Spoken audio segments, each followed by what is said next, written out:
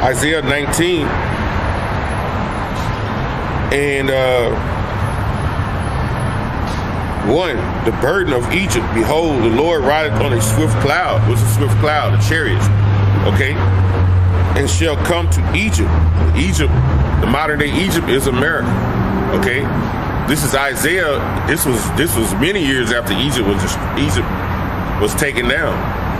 So he's prophesying the future, which we know Egypt means bondage. So in Exodus 20 chapter, the 2nd verse. So this bondage that we're in is here in America. So this is the modern day Egypt, okay, which is spiritually known as Sodom and what? Sodom and Egypt. Revelations 11 chapter, the 8th verse. And it says, and the idols of Egypt shall be moved at the presence, and the heart of Egypt shall melt in the midst of. So all these idols going to be moved by what? Thermonuclear destruction. It's going to be moved by the concentrated beams of light that's going to come from the missiles. Okay? Because the chariots are getting ready to show back up. The chariots are getting ready to perform the greatest show on earth, so to speak. They're getting ready to perform things that you are going to be basically utterly amazed at and fearful at. Okay? And I will set, verse 2, the Egyptians against the Egyptians, and they shall fight every one his brother, and every one against his neighbor, city against city, and kingdom against kingdom. So he's going to set the Egyptians against the Egyptians, which is Esau is fighting against Esau. That's where the Lord has the mindset of these people. They're getting ready to fight against each other. Okay, but Esau is a proud man. Okay, all right, he's real proud. He's so proud he don't want to share the power that he's having with his own brothers. But that's the Heavenly Father's counsel. Okay, and we are here to tell you that counsel. There's going to be destruction in this place, and this is how Esau is going to be basically destroyed. The kingdom of Edom. It says, verse 4. And I will turn thee back and put hooks into thy jaws, and will bring thee forth and all thine army, horsemen, okay? And all of them clothed with all sorts of armor, even great companies with bucklers and shields and all handling swords. So the Lord is getting ready to lead them back. He's getting ready to lead them back. Because when you put a hook in a jaw, if you ever went fishing, you're leading that fish the way you want him to go. He want to go that way, but when you got that hook and you pull him this way, eventually he got to come the way you want him to go. Okay, so the Lord is putting that hook into these leaders' jaws. He's leading them to the land of Harmageddon. All roads point to, like they always say, all roads point to the Final Four. When you look at basketball, all roads point to wherever they're gonna play at, but the play is gonna be the Middle East. All roads point to Harmageddon, the mountain of troops. Okay, and it says Persia, Ethiopia, and Libya with all of them with shield and helmet. And Persia is Iran. Okay, so Iran is gonna play a part in this. Okay, Iran, it's always a beef. You always see it. You've been seeing the beef with Iran and Israel all the time. So Iran has been telling them, we got weapons too. Okay, we got weaponry that's gonna reach out and touch you, because y'all just right over the so to speak the water. So they got weaponry that's gonna reach out and touch you. Okay. Gomer and all his bands, and the house of Togarmah of the north quarter, and his bands, and many people with thee. Be thou prepared, and prepare for thyself, thou and all thy company that are assembled unto thee, and be a guard unto them. So Russia is going to God, which is Russia, is going to be a guard into all these other nations. Because when you type in, when you go into the nuclear missile stockpile that these different countries have, Russia has about 7,900 stockpile missiles, which America has roughly like 7,200 or something like that. But after them is China, which has about 300 to 400, and then Pakistan and India and Iran, they all have like 200 or 300. So they don't have a abundance of stockpiles of weapons. Russia has the most.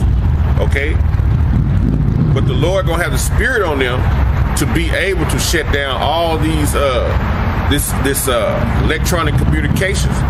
They got hypersonic missiles, man. That's basically can reach from Russia to America in less than 45 minutes, 30 minutes. Where you gonna go when somebody come on the TV and say Russia just shot a hypersonic missile and the missiles you shoot can't come back? What you gonna do? You can't escape this land.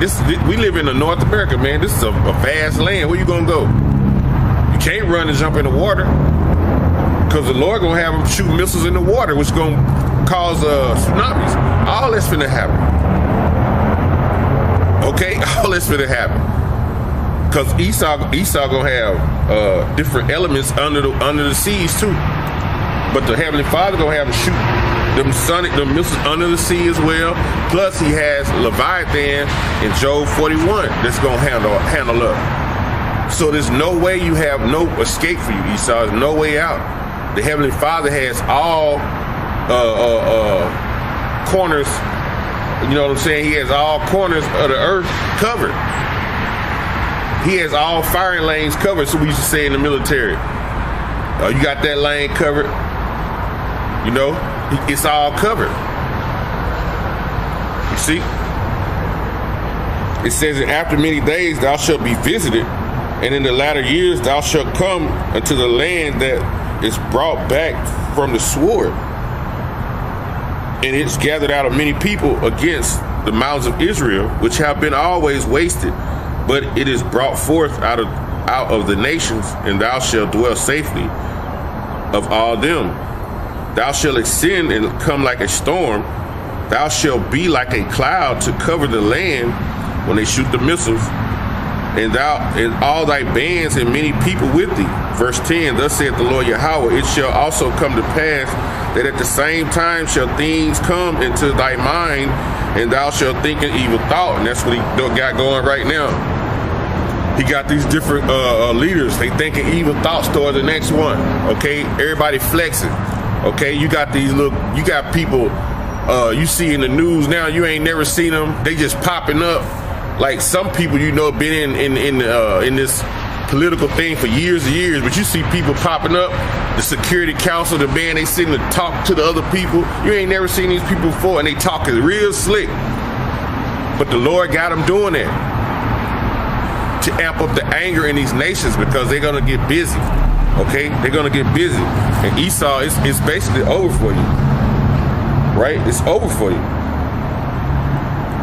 Okay, that's why he's coming out with full-fledged, trying to basically bring on a NWO. Okay, he's trying to bring an NWO situation. Okay, he's trying to bring a martial law type situation. Okay, he's trying to bring that martial law type situation as well. Okay, and trying to make everyone basically take that idol, which is that MOTB. That's his thing, because when you read right here in Revelations, okay, 12, Revelations 12 and 12, therefore rejoice ye heavens, and ye that dwell therein. Woe unto the inhabitants of the earth and of the sea, for the devil is come down unto you, having great wrath, because he knoweth he have but a short time. So Esau is the devil that's spoken of right here. The spiritual demon Satan ain't finna come down here. He works for the Heavenly Father. He's sending the evil angels to do the evil bidding on this planet. This devil is speaking of the man that stands before you. Okay? And you people need to know that. This devil is your twin brother Esau, and his generation are called the Edomites. Okay? He getting ready to show you his horns. He getting ready to bring a martial law state out here. All those old things like Rex 84, the King Alfred plan. This dude is getting ready to unleash all that, man. All right, on the nation, because we're pushing the truth, and truth is basically upsetting them. It's upsetting all the underlying evils that they trying to perform. Their counsel, the truth is trumpeted. Okay. Let's see what we got.